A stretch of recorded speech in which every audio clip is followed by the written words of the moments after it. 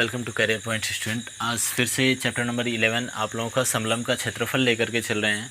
और समलंब के क्षेत्रफल में मैंने बताया था ये दोनों चैप्टर आप लोगों के साथ मैं कवर करूंगा, ठीक है। पहले तो यहाँ पे अगर मैं बात करता हूँ कि समलंब क्या होता है, ठीक है ना, तो समलंब के क्षेत्रफल की बस मैं बात करूंगा, ठीक है ना। यहाँ पे अभी वृत्त वाले चैप्टर की मैं बात नेक्स्ट में करूंगा। अभी थोड़ा सा क्वेश्चन सॉल्व कर लेते हैं। यहाँ पे सबसे पहली चीज़ कि एक समलंब क्या होता है, तो एक समलंब यह होता है कि उसमें दो समानांतर भुजाएं दी रहती हैं। क्या होते हैं? दो समानांतर भुजाएं। दो समानांतर भुजाएं का मतलब अगर मैं इस भुजा को बढ़ाने लगूं तो यह भुजा क्या आपस में मिलेगी, लेकिन अगर मैं इन दोनों भुजाओं को बढ़ाऊंगा तो ये दोनों भुजा देखो कहीं ना कहीं ऐसा पॉइंट आएगा कि ये दोनों को क्रॉस कर जाएंगी, तो वह क्या हो जाता है? समलंब हो जाता है, समलंब, ठीक है। यानी ए बी सी और डी, थोड़ा सा ध्यान से समझिएगा, ए बी सी और डी यह क्या है? यह एक समलंब है, ठीक है ना। जिससे कि क्या, अगर मैं ए से यहाँ पे इस भुजा पे भुजा डी सी पर लंब डालता हूँ तो यहाँ पे कौन सा हमारा, हम मान लेते हैं यह ई है, ठीक है ना। तो ए डी ई एक समकोण त्रिभुज का निर्माण हो जाता है। अगर मैं बिंदु बी से अगर यहाँ पे मैं एक लंब डालता हूँ डी सी पर तो क्या हो जाता है? इसको हम मान लेते हैं यह एफ है, ठीक है ना।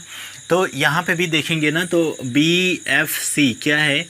यह एक आपका क्या दे दिया? तो समकोण त्रिभुज हो गए, ठीक है ना। ये समानांतर भुजाएं हैं, ठीक है ना, ये समानांतर भुजाएं हैं। इसका मतलब कि क्या हो जाएगा?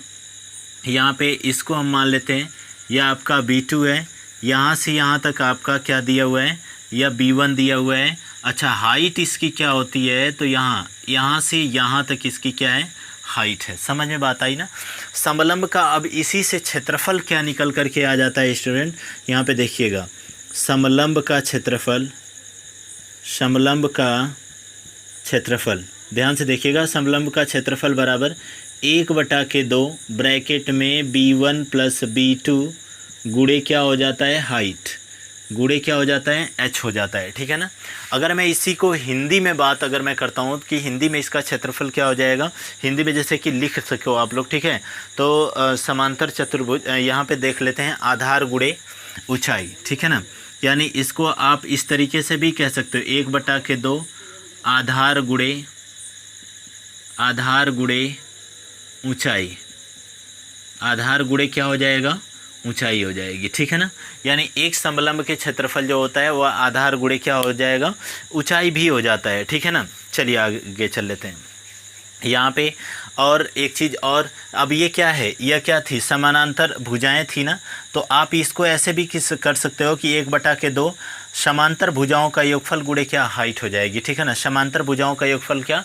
गुणे क्या हो जाएगी? हाइट हो जाएगी। यहाँ पे स्टूडेंट देख लेते हैं, क्वेश्चन लिखा हुआ है ऊपर, क्या है? एक समलंब की समांतर भुजाएं 30 मीटर तथा 16 मीटर है, ठीक है ना। कह रहा है कि समांतर भुजाएं यही तो है, यह इसके क्या है? समानांतर है। यानी ए बी के समानांतर क्या है? डी सी है। अगर मैं यहाँ पे बात करता हूँ, ठीक है ना, इसको थोड़ा सा हटा दें, ये आई होप दैट कि नोट कर लिए होंगे आप लोग, ठीक है। अगर समलंब का क्षेत्रफल है तो एक तो ये हो सकता है, दूसरी भाषा में एक तो ये हो सकता है, ठीक है ना। एक और भी यहाँ पे आप लिख सकते हो, 1/2 समांतर भुजाओं का योगफल, समांतर भुजाओं का योगफल, समांतर भुजाओं का योगफल गुणे क्या? ऊंचाई होती है। समझ में बात आ रही है स्टूडेंट? क्या हो जाएगा? समांतर भुजाओं का योगफल गुणे क्या? हाइट हो जाएगा, ठीक है ना। एक भाषा और भी होती है इसकी, जैसे मैं अगर कहता हूँ कि केवल और केवल समांतर चतुर्भुज का योगफल, ठीक है ना, वो कभी भी उतना ज़्यादा नहीं देता है, ठीक है। चलिए आगे चल लेते हैं। एक समलंब की समांतर भुजाएं 30 सेंटीमीटर, और अब देखिए मैं इतना हटा देता हूँ पूरा, आई होप दैट कि आप लोग नोट कर लिए होंगे, ठीक है। चलिए आगे चल लेते हैं, हो गया। चलिए ठीक है, जो लोग नहीं नोट किए होंगे स्क्रीनशॉट कर लेंगे, ठीक है। यहाँ पे इसको मैं हटा देता हूँ। अब ज़रा देखिएगा, कहा ऊपर क्वेश्चन में कह रहा है कि एक समलंब की समांतर भुजाएं, पहला दिया हुआ है 30 मीटर तथा 16 मीटर है। यह आपका क्या हो जाएगा? यह B1 हो जाएगा, यह B2 हो जाएगा। समानांतर भुजाएं हैं। B1 मैंने क्यों कहा? क्योंकि यह लंबी भुजा है, तो इसलिए मैंने क्या करूँगा, इसको B1 मान लिया। यह आपका क्या हो गया? 16 मीटर जो है यह B2 हो गया, ठीक है ना, तथा उनके मध्य की दूरी कितना दिया हुआ है, उनके मध्य मतलब कि इस भुजा और इस भुजा के मध्य की दूरी मतलब हाइट दे दिया है, कितना दे दिया है, 12 मीटर दे दिया है। समझ में बात आई ना, 12 मीटर दे दिया है। तो समलंब का क्षेत्रफल हमारा कौन सा फार्मूला लगेगा, फार्मूला नंबर पहला, ठीक है ना, यानी समलंब का क्षेत्रफल बराबर, एक बार ही फार्मूला लिख लेते हैं, 1/2 समांतर भुजाओं का योगफल गुणे क्या, ऊंचाई। इसका मतलब कि b1 प्लस b2 और गुणे क्या, हाइट हो जाएगा। यहाँ पे क्या हो जाएगा, 1/2 हो जाएगा।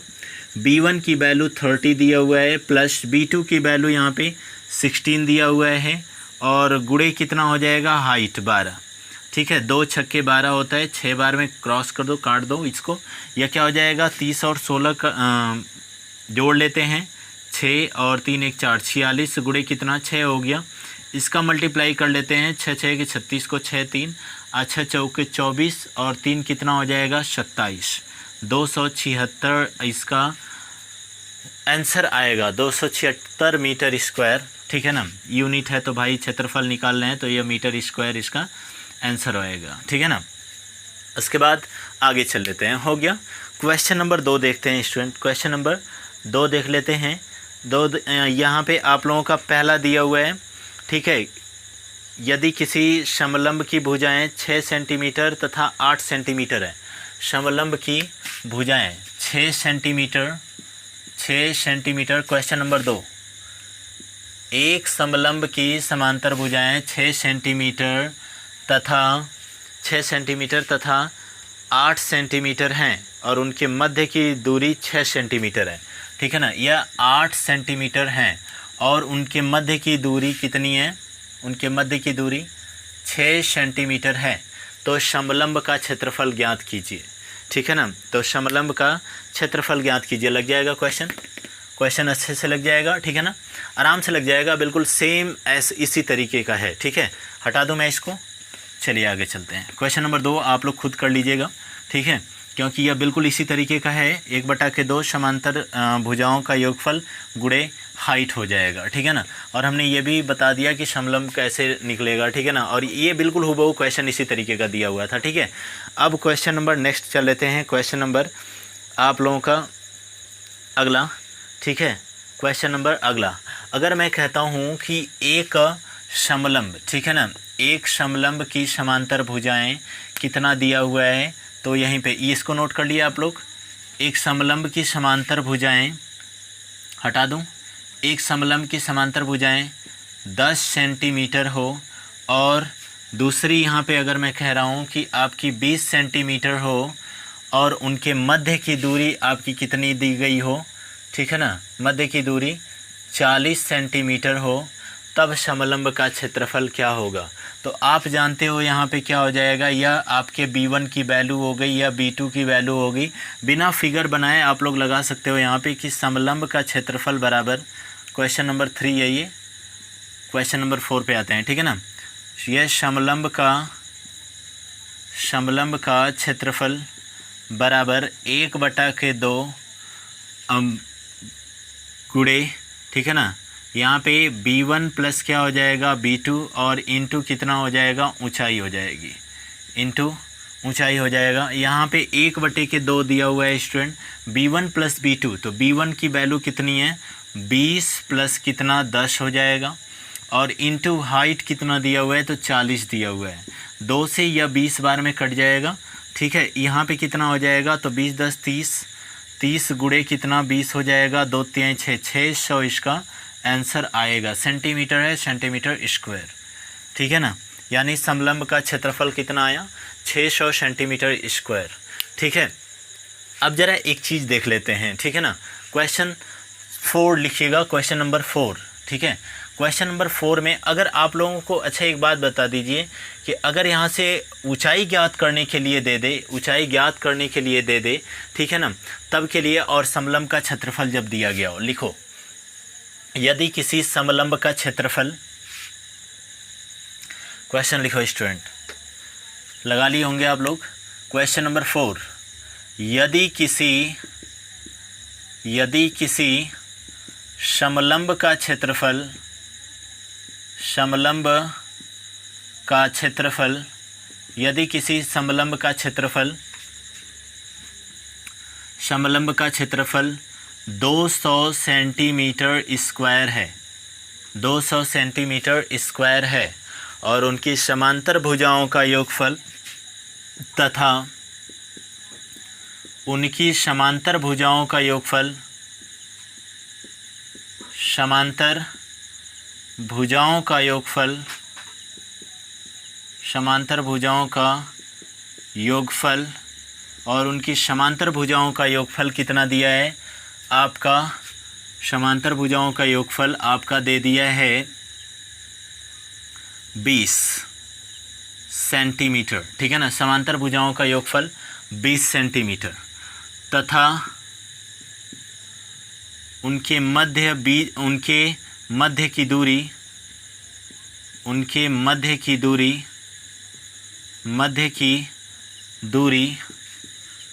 दूरी आपका दे दिया है 10 सेंटीमीटर है, तो मध्य की दूरी ज्ञात कीजिए और उनके मध्य की दूरी तथा उनके मध्य की दूरी ज्ञात कीजिए, मध्य की दूरी क्या कीजिए, ज्ञात कीजिए। चलिए आगे चल लेते हैं, ठीक है ना। क्वेश्चन लग जाएगा स्टूडेंट, ठीक है, सॉरी फॉर एक्सट्रीम, ठीक है। यहाँ पे क्या हो जाएगा और क्वेश्चन लग जाएगा। अच्छा, समलंब, यहाँ पे देखिए थोड़ा ध्यान से समझिएगा, यहाँ पे दिया हुआ है समलंब का क्षेत्रफल, समलंब का क्षेत्रफल, समलंब का क्षेत्रफल क्या दिया हुआ है 200 सेंटीमीटर स्क्वायर, ठीक है ना। और इनके दोनों भुजाओं के यानी समांतर भुजाओं के, समांतर भुजाओं का योगफल, समांतर भुजाओं का योगफल क्या दिया हुआ है, तो समांतर भुजाओं का योग यहाँ पे दिया हुआ है कौन सा, ठीक है 20 सेंटीमीटर दिया हुआ है, ठीक है। और उनके मध्य के बीच की दूरी निकालनी है, ठीक है ना। यानी दूरी मतलब कि क्या हो जाएगा ऊंचाई, और इसी हाइट की क्या करनी है हमें गणना करनी है, हम लगा लेंगे, ठीक है ना। समलंब का क्षेत्रफल बराबर, अगर मैं कहूँ यहाँ पे तो समलंब का क्षेत्रफल, इसमें क्वेश्चन चूकना नहीं चाहिए, बस मेरा मोटिव यही है, ठीक है ना। और वीडियो अगर पसंद आ रही होगी तो चैनल को लाइक, शेयर और सब्सक्राइब कर दीजिएगा, ठीक है। चलिए आगे चल लेते हैं। यहाँ पे क्या हो जाएगा, तो यहाँ पे आप लोग जानते हो समांतर भुजाओं का योगफल, समांतर भुजाओं का, समांतर भुजाओं का योगफल, समांतर भुजाओं का योगफल इंटू ऊंचाई का हाइट, ठीक है। यहाँ पे क्या हो जाएगा 200 दिया हुआ है, 200 लिख लेंगे, बराबर यहाँ पे कितना दिया हुआ है, यह समांतर भुजाओं का योगफल दिया हुआ है आपका 1/2, यहाँ पे 20 दिया हुआ है इंटू कितना h हो जाएगा, ठीक है। 2 दहाँ पे 20, यहाँ पे 10 हो जाएगा स्टूडेंट। यहाँ पे क्या हो जाएगा कि आपका 200 या सेंटीमीटर स्क्वायर दिया हुआ था, यह 10h हो जाएगा। मैं अगर इसको इधर ट्रांसफ़र करता हूँ ना तो यह इंटू में है, यह जब इधर आएगा तो h बराबर 200 बटा के कितना हो जाएगा 10, इस 10 से ये कटा, h बराबर कितना हो जाएगा 20 सेंटीमीटर, h बराबर कितना हो जाएगा 20 सेंटीमीटर आंसर, ठीक है। चलिए नेक्स्ट चलते हैं, क्वेश्चन नंबर 5, हटा दें इसको, एक बार नोट कर लीजिएगा, एक बार नोट कर लीजिएगा, 20 सेंटीमीटर दिया हुआ है स्टूडेंट, ठीक है। चलिए आगे चलते हैं, question number next, question number 5। Question number 5 मैं आप लोगों को दे देता हूँ, इसी पे है, ठीक है ना। और आप लोग इसको सॉल्व कर लीजिएगा, ठीक है। और जो इसकी प्रश्नावली है, मैं प्रश्नावली में तो आई होप दैट कि ज़्यादा क्वेश्चन वगैरह नहीं दिए हुए हैं, ठीक है। पिछली कई प्रश्नावली में भूल गया स्टूडेंट लगाना उस पर, लेकिन आज सोच रहे हैं कि लगा देंगे, ठीक है ना। समलंब की समांतर भुजाएं 15 सेंटीमीटर। अच्छा, प्रश्नावली के जो क्वेश्चन है ना वो आप लोग पूरे अच्छे से कर सकते हो, ठीक है।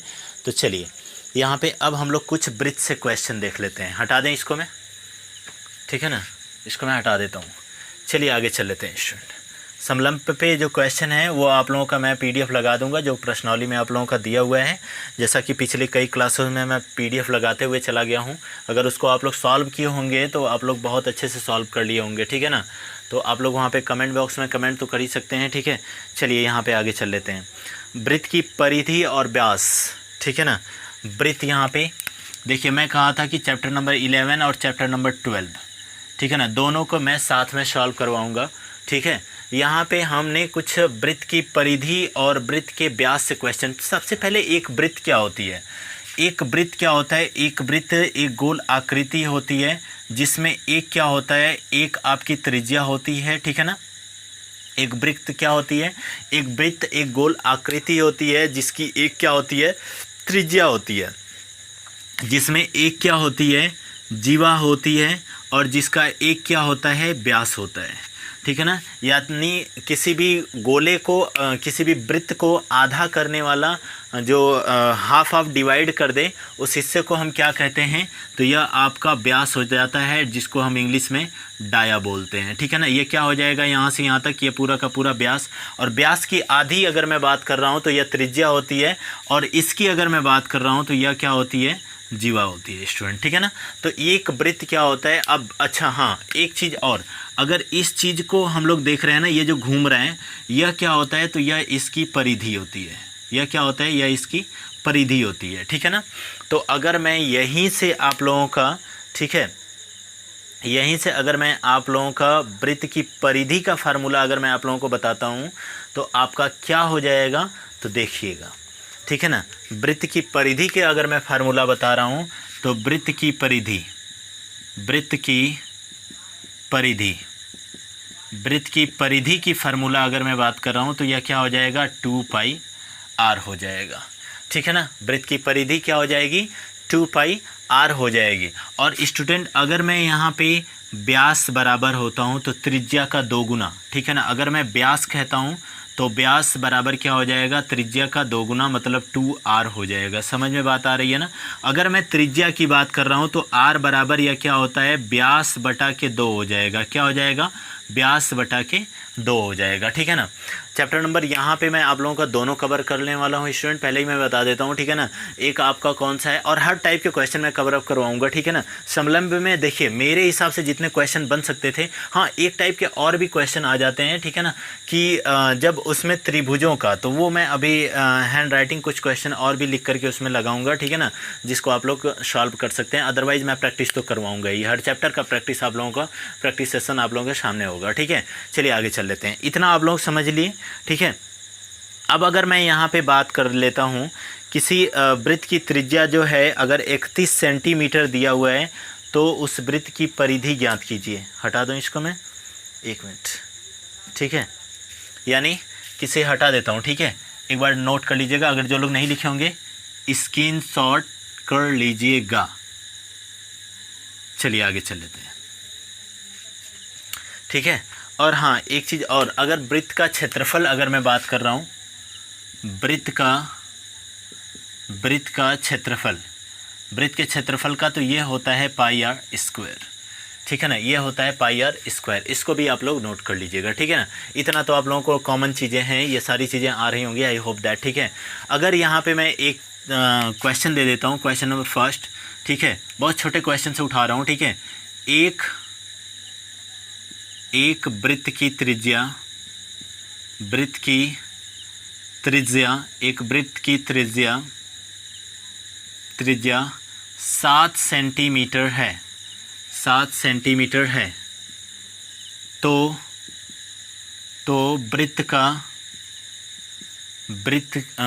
की परिधि क्या होगी, तो वृत्त की परिधि क्या होगी, यानी एक वृत्त की त्रिज्या 7 सेंटीमीटर है तो वृत्त की परिधि क्या होगी। चलिएगा स्टूडेंट, देखिएगा ध्यान से, थोड़ा सा लगे रहिएगा, ठीक है। और चैनल को लाइक शेयर और सब्सक्राइब तो आप लोग करते रहिए, ठीक है।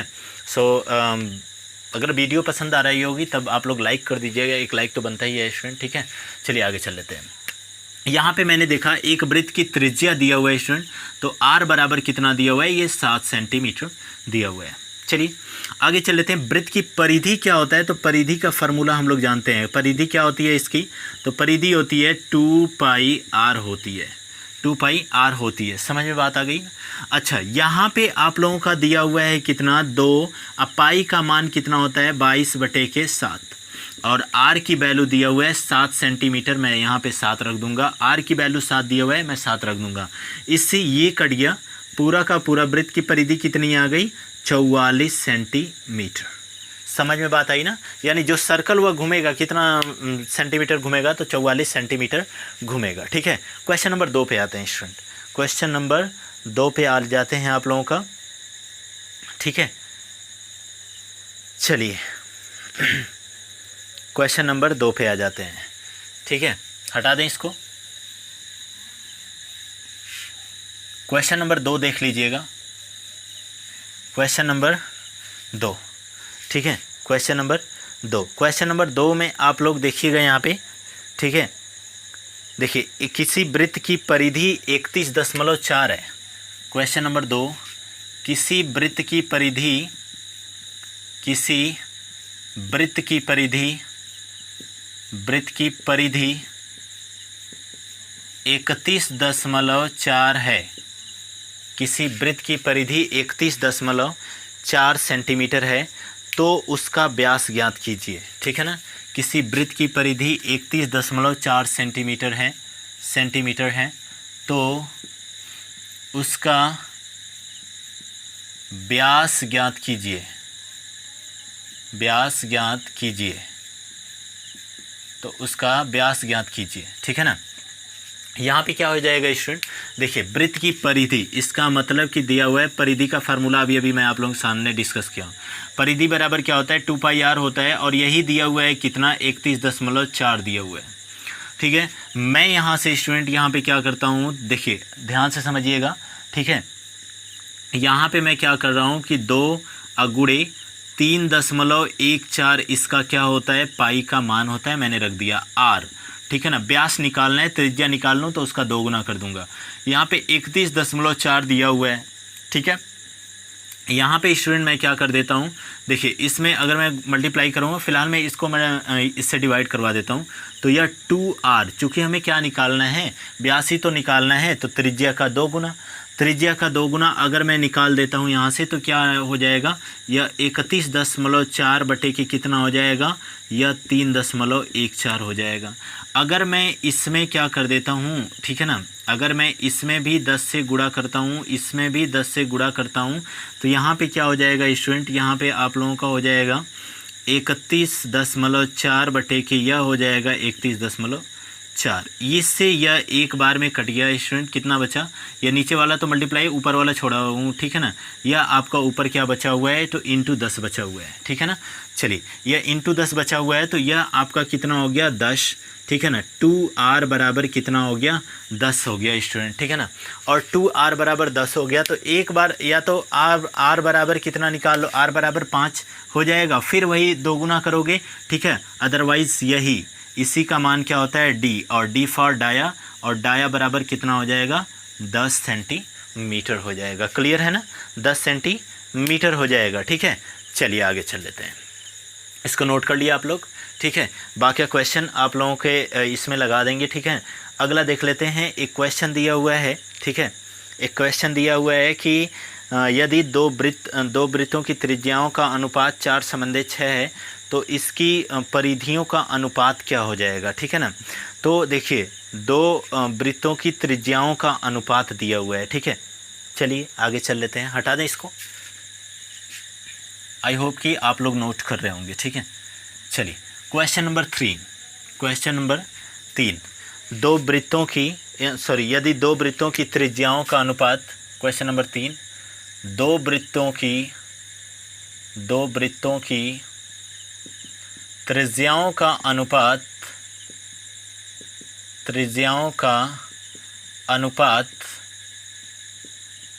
2 वृत्तों की त्रिज्याओं का अनुपात 4/6 है, तो उनकी परिधियों का अनुपात क्या होगा, उनकी परिधियों का, तो उनकी परिधियों का अनुपात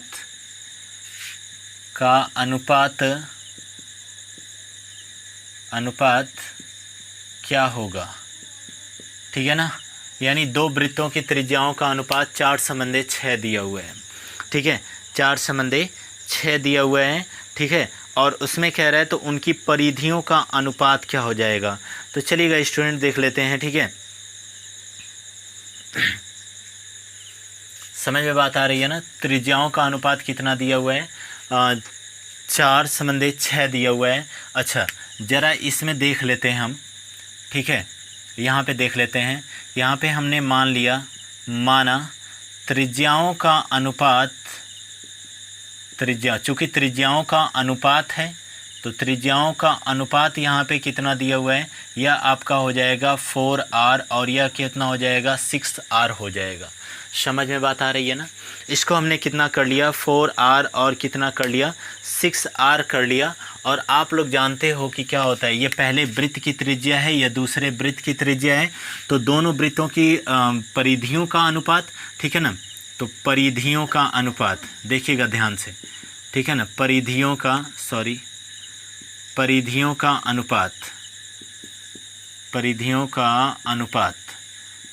अनुपात क्या हो जाएगा स्टूडेंट। तो आप लोग जानते हो कि कितना होता है 2πr होता है, और यहाँ पे भी क्या होता है 2πr हो जाएगा। अच्छा इसको हम क्या कर लेंगे, 2πr दिया हुआ है, 2π से तो 2π यह क्लियर ख़त्म हो जाएगा। यहाँ पे बचेगा क्या, यह 4r अपॉन के पहले r की जगह 4r, दूसरे r की जगह कितना 6r, और इस r से r भी कटा, कितना बचेगा 4:6 का अनुपात ही आएगा, ठीक है ना। वहाँ पे भी क्या आएगा 4:6 का ही अनुपात आएगा। समझ में बात आई ना, ठीक है। कुछ क्वेश्चन अब प्रश्नावली के रह जाते हैं, वो मैं आप लोगों को PDF में प्रोवाइड कर दूंगा, ठीक है ना। ये चैप्टर नंबर 11 और चैप्टर नंबर आप लोगों का 12, ठीक है ना। जो वृत्त का क्षेत्रफल है चैप्टर नंबर 12, ये भी आप लोगों का क्या हो जाएगा क्लियर है पूरा का पूरा, ठीक है। आप लोग चाहें तो सॉल्व कर सकते हैं, मैं दोनों का आप लोगों को लगा दूंगा, ठीक है ना। चलिए बाकी कुछ क्वेश्चन अगर और भी इस पे बनेंगे तो वो आप लोगों का मैं टुमारो एक क्लास और लेकर के आऊँगा। इसका टुमारो क्या आप प्रैक्टिस ही कर लेंगे डायरेक्ट, ठीक है ना। कल आप लोगों का चैप्टर नंबर कौन सा चलेगा, तो चैप्टर नंबर आप लोगों का 13 चलेगा, और चैप्टर नंबर 13 कुछ ज़्यादा नहीं है, ठीक है ना। चतुर्भुज है, चतुर्भुज का जो परिचय होता है यही सब है, ठीक है। तो इससे ज़्यादा तो क्वेश्चन बनने के चांसेस हैं नहीं, ठीक है। लेकिन अगर बनेंगे तो कोई दिक्कत नहीं है, इस वालों को भी हम लोग सॉल्व करते हुए आगे बढ़ेंगे, ठीक है। चलिए आगे चलते हैं। बाकी आज के लिए इतना ही, मिलते हैं कल वाली वीडियो में, तब तक के लिए थैंक्स अलॉट। और चैनल पे लाइक शेयर और सब्सक्राइब, जो लोग सब्सक्राइब नहीं किए होंगे सब्सक्राइब जरूर कर दीजिएगा स्टूडेंट। इसके जस्ट बाद आप लोगों की इंग्लिश की क्लासेज आप लोगों को प्रोवाइड करूंगा, ठीक है ना। और इंग्लिश की क्लासेज जो कि आप लोगों की सिंथेसिस की क्लास चल रही है, वीडियो पार्ट नंबर 3 आप लोगों का कवर अप करवा चुका हूँ, पार्ट नंबर 4 आएगा। पार्ट नंबर 4 में मैं थोड़े से कंपाउंड सेंटेंस की भी चर्चा करूँगा, ठीक है। बाकी आप लोगों के जो पार्ट हैं वो मतलब कंपाउंड सेंटेंस के, वो उसके नेक्स्ट पार्ट नंबर 5 में आप लोगों का क्लियर होगा, ठीक है। तब तक के लिए गुड बाय।